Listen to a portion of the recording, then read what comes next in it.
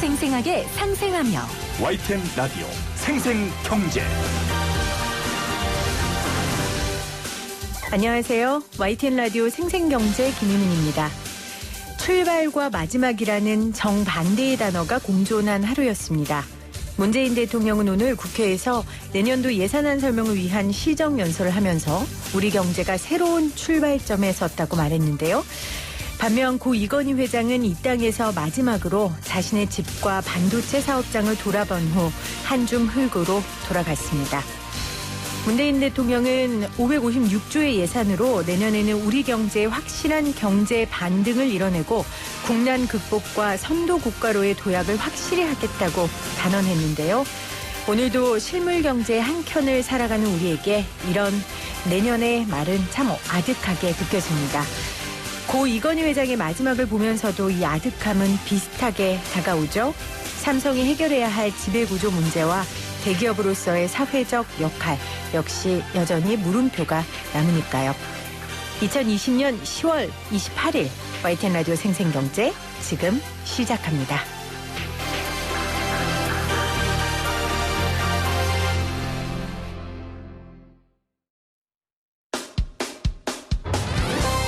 사람을 바꾸는 경제 이야기, 세상을 바꾸는 경제 뉴스.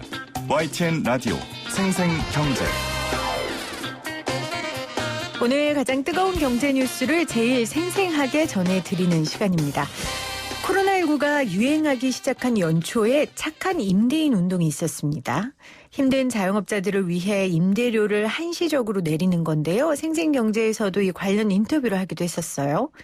코로나19가 길어지면서 임대료를 다시 올리는 분들이 계십니다. 물론 이분들을 뭐라고 할 수는 없습니다. 그런데 정부에서는 조금 기다려줄 수도 있을 것 같은데 지자체에서 임대료를 최근에 올리고 있다는 이야기가 나와서요. 부평 지하상가연합회 박원용 실장과 함께 이야기 나눠보도록 하겠습니다. 실장님 안녕하세요. 네, 안녕하세요. 네, 저도 부평 지하상가 몇 번 가본 적이 있는데 굉장히 크잖아요. 네, 크죠. 네, 여기에 몇 개 정도의 점포가 있습니까? 예, 부평 지하상가는 4개 지하상가가 하나로 연결되어 있어서요. 네. 축구장 4개 정도의 면적에 1060개 점포가 있습니다. 네. 코로나19 이후에 굉장히 어려우셨죠? 어떠세요? 어떻게 버티고 계세요? 지금 사실 코로나 초기에는 좀 괜찮았었는데 그래도 지금 이게 너무 장기화되다 보니까 지금이 제일 힘든 시기고 앞으로도 더 힘들 것 같아서 걱정이 많습니다. 최근에 그래도 거리두기 조금 완화되면서 뭐 식당이나 이런 데는 좀 괜찮은데 여기 부평 지하상가는 오히려 지금이 더 어렵습니까? 예, 1단계로 하향돼서 손님은 조금 늘어난 편에 속하지만요. 네.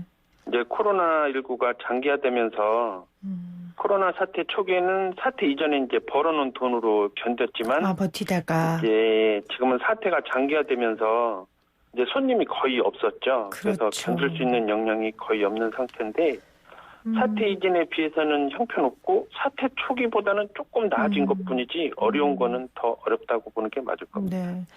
일반적으로 점포는 건물주와 계약을 맺고 장사를 하잖아요. 그러면 부평 지하상가는 사실상 건물주가 인천시인 겁니까? 네, 그렇죠. 지하상가는 도로 지하부에 있기 때문에 인천시 도로인 공유재산에 포함되어 있어서 인천시와 점포주 간의 사용 임대차가 이루어진 관계입니다. 네. 지금 제가 이 관련 기사를 보고 사실 우리 실장님한테 연락을 드렸는데 지자체가 지금 이 시국에 임대료를 올렸다 하는 내용 자체가 좀 마음이 불편하더라고요. 앞서 제가 말씀드린 것처럼 뭐 개인이 그러는 거에 대해서 얘기할 수 없고 그것도 권리니까. 근데 굳이 이 시점에 이래야 하는가라는 좀 생각이 들었는데 일단 이게 사실입니까? 이제 감면 부분은 적용을 2020년도 분에 대해서는 이제 6개월에 관해서는 감면을 받기는 했는데요. 네. 그 부분에 있어서 선납한 것에 대해서 이후에 그러니까 감액 이후의 내용에 대해서는 현재 계획이 없는 상태라서 이제 저희들이 좀 힘들어하고 있는 상태입니다. 그러니까 지금 부평 지하상가는 임대료 1년치를 선납하는 구조라고 하더라고요. 네, 그렇습니다. 그래서 1년치를 선납하는데요. 이제 지자체가 얘기했던 2월부터 7월까지 6개월에 해당되는 부분은 19년도에 선납한 임대료를 기준으로 해서 올해분, 그러니까 2020년분에서 공제해 주는 방식을 택한 거죠. 코로나19 때문이고요, 그건. 네네, 그렇습니다. 그랬는데 이제 지금 내년 임대료를 선납을 해야 되는데 지금 이 내년 임대료 선납은 감면된 게 아니라 원상복구 하겠다는 거죠? 그렇죠. 이제 19년도 선납한 감액 부분을 2020년도분에서 공제해 주기는 했지만 이게 지자체 임대료라고 하는 것이 감정평가를 책정해서 이제 하게 되는데 네. 평가 금액이 감정평가로 상승한 부분을 포함시켰어요. 그러다 보니까 감액을 해도 상세 효과가 이제 없는 거죠.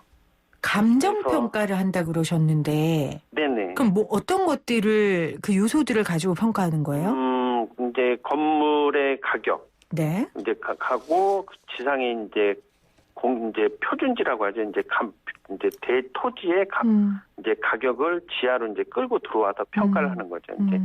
그러니까 민간이 돈을 얼마를 받는 것은 자유경제에 의해서 이루어지잖아요. 그렇죠. 근데 지자체는 감정평가라고 하는 부분을 가지고 임대료를 책정하고끔 되어 있거든요. 그러니까 이 임대료 책정하는 그 기준 중에 뭐 장사가 얼마나 되고 매출이 얼마가 되고 이런 거 원래 없잖아요. 그렇죠? 네, 그런 부분은 거의 미흡하죠. 그렇죠. 부분. 그런데 코로나19 때문에 자영업자들이 어려운 게 너무 자명하니 이제 정부에서 지자체에서 그렇게 감면은 했지만 이번에 내년도 임대료는 그런 것 없이 그냥 감정평가 결과만으로 한 것이다라고 지금 이야기를 하시는 거예요. 그렇죠. 이제 감액이 없으면 감정평가 상승 부분이 더 추가로 내야 되는 부분이 또 생기니까 이제 이중고가 되는 거죠. 올라갈 수도 있습니까, 그러면? 네, 지금 그 공시지가라고 하는 부분들이 지상에 이제 세금을 평가를 하기 위해서 매겨지는 부분이기 때문에 네. 정부의 조세 정책에 의해서 계속 상승하고 있는 부분이 많죠. 그렇죠. 네네. 이 정부 들어서는 아무래도 현실화시키겠다고 하니까 임대료에 좀 반영이 될 것 같은데 인천시하고 이야기를 좀 해보셨어요? 인천시하고 이제 코로나 이후에 이제 임대료 인하 부분하고 감정 평가를 저희들한테 이제 들어올 때 코로나 때문에 어려운 부분이 있다라고는 말씀은 드렸었죠. 근데 반영이 안 됐네요. 반영이 좀 그건 이제 책정할 수 있는 기준이 그렇게 많지 않다 보니까 네. 그렇게 많은 부분이 포함되지는 않은 것 같습니다. 근데 뭐 지금 책정을 한다는 게 저는 의미가 있을까 싶은 게 폐업하는 경우가 굉장히 많았다면서요. 네네. 지금 정부가 폐업이 코로나 사태 이후로 계속 증가하고 있는 추세거든요.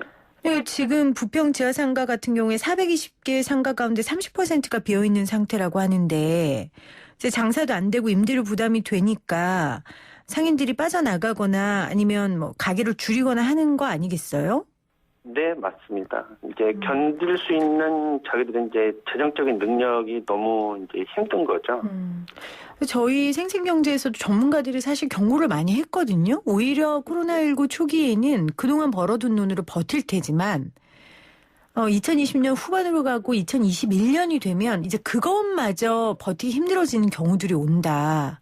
그래서 그렇죠. 오히려 초반보다 힘들 것이다라는 경고를 했는데 지금 그런 가운데 지금 임대료를 50% 인하했던 거 지금 복귀한다는 거예요. 그렇죠. 다시 한번 청취자분들께 말씀드리지만 민간 상인의 경우에 그건 자유고 본인의 권리이기 때문에 저희가 말할 수 없고요. 이거는 지자체에서 하고 있는 부분이기 때문에 저희가 이런 인터뷰를 진행하는 겁니다. 한 번 더 말씀을 좀 드리고요. 네. 인천시뿐만 아니라 경남도 뭐 지난 8월에 대전시 경상북도도 7월까지만 임대료 인하를 적용했다고 하더라고요. 상인으로서 네네. 어떻게 받아들이세요? 이제 지자체가 가진 것 중에 이제 재량권이라는 것이 있는데 이제 그것도 법령으로 이제 어느 정도 이제 가질 수 있는 것들이 있는데 그 재량권을 준 거는 그 지역의 특성과 현안을 반영할 수 있는 권리를 이제 시에 부여한 거거든요. 그렇죠. 인천은 서울 다음으로 지하 상가수가 많고 점포 수도 한 3,600개 점포가 있어요. 근데 타 시도에 비해서 월등히 많은데 단순하게 타 시도의 정책을 비교하는 것 좀 무리가 있지 않느냐. 지자체인 인천시가 법령이 위임한 재량권을 좀 선제적이고 적극적으로 행사를 해야 한다라고 상인들은 좀 그렇게 바라보고 있습니다. 그러니까 지자체의 권한으로 얼마든지 할 수 있는 부분인데 네네. 왜 임대료 인하 적용을 더 이상 안 한 예를 드냐 이제 이런 말씀이신 것 같아요. 네, 그렇게 하고 저희가 이제 지자체가 이제 착한 임대료 운동을 좀 선동을 계속 유지해 가고 민간이 따라오게끔 함으로써 소상공인들이 제일 어려워하는 부분이 이제 임대료 부분이잖아요. 그렇죠.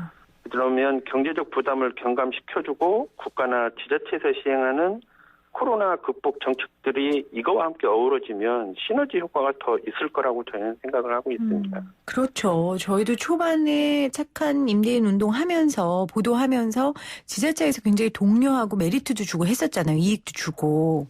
그러면서 이게 좀 퍼져나갔던 건데 서울시 같은 경우에도 지난 8월 임대료 감면 정책을 없애기로 했었는데 이제 상인들의 호소가 있으니까 9월, 12월 임대료를 감면해 주는 걸로 방향을 바꿨다고 합니다.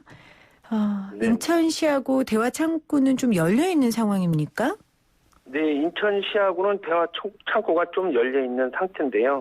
근데 이제 좀 앞서 말씀드렸듯이 좀 선제적이고 적극적인 추가 조치가 필요하다고 판단을 하고 저희 연합회에서도 사용료에 대한 인하 연대 서명을 현재 좀 받고 있습니다. 네. 그래서 시에 정식적으로 좀 제출을 하고 좀 협의를 좀 해볼까 하고 있습니다. 물론 지자체의 입장도 이해는 갑니다. 지금 추경도 있었고 예산안을 내년에 짜야 되기 때문에 재정 여건상 어렵다는 거는 아는데요. 한 사람 한 시민들의 삶이 지금 너무 어렵기 때문에 지자체에서 좀 선도적으로 이런 임대료 인하에 좀 앞장서 줬으면 하는 국민들의 마음도 좀 이해해 주셨으면 좋겠습니다. 자, 그러면 이게 단지 물론 지자체 내의 문제이기도 하지만 코로나19는 뭐 전 세계적인 문제니까 이런 경제 상황에서는 이걸 좀 중앙 정부나 아니면 여러 지자체들이 함께 모여서 기준이나 법령을 만드는 것도 되게 중요할 것 같은데요. 어떻게 생각하세요? 네, 그렇습니다. 그 지자체에서 임대료나 이런 사용료를 감면할 수 있는 내용이 법 조항이 있긴 하지만 네. 그것이 포괄적 개념이어서 앞서 보시듯이 타시대 적용이라든가 또는 행정감사 등을 사실 의식을 안 할 수가 없거든요. 그러다 보니까 이제 공무원들이 적용하는 부분이 너무 적극적이지 않은 형태들이 있는데 네. 공무원들이 좀 더 구체적인 상황에 대한 적용을 할 수 있도록 세부적인 사항을 법령을 한다거나 또는 관할 이제 장관의 지침으로 만들어서 빠르게 소상인들을 좀 보호할 수 있는 대책을 좀 마련해 주는 것이 네. 맞다고 생각을 합니다. 네. 공시지가 현실화까지 이루어지면 감정평가 하는 데 있어서 더 가격이 올라갈 거고요. 지금 덮친 격이 돼서 상인들의 걱정이 좀 클 것 같습니다. 아무튼 시장님 힘내시고요. 또 주변 상인들과 함께 힘내셔서 또 이 위기를 잘 이겨나 가시기를 응원드리겠습니다. 오늘 인터뷰 고맙습니다.